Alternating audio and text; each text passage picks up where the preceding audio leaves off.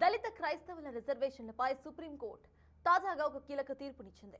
హిందూ, సిక్కు లేదా బౌద్ధ మతాలను కాదని ఇతర మతాలకు, ముఖ్యంగా క్రిస్టియన్లలోకి మారిన వ్యక్తులు తమ స్కెడ్యూల్డ్ కులాల హోదాలను కోల్పోతారని సుప్రీంకోర్టు స్పష్టం చేసింది.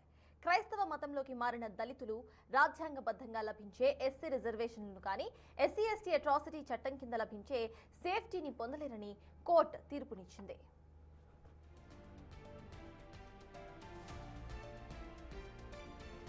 క్రైస్తవ మతంలో ఉంటూ కేవలం రిజర్వేషన్ ప్రయోజనాల కోసం హిందూ మతాన్ని అనుసరిస్తున్నామని చెప్పడం రాజ్యాంగ విరుద్ధమైన చర్య అని జస్టిస్ పీకే మిశ్రా, జస్టిస్ ఎన్వి అజారియా నేతృత్వంలోని బెంచ్ పేర్కొంది. క్రైస్తవ మతంలో కుల వివక్ష లేదని, అందుకే అక్కడ ఎస్సీ రిజర్వేషన్ల అవసరం ఉండదని కోర్టు గత తీర్పులను, అలాగే ఆంధ్రప్రదేశ్ హైకోర్టు ఇచ్చిన ఉత్తర్వులను సైతం సమర్థించింది.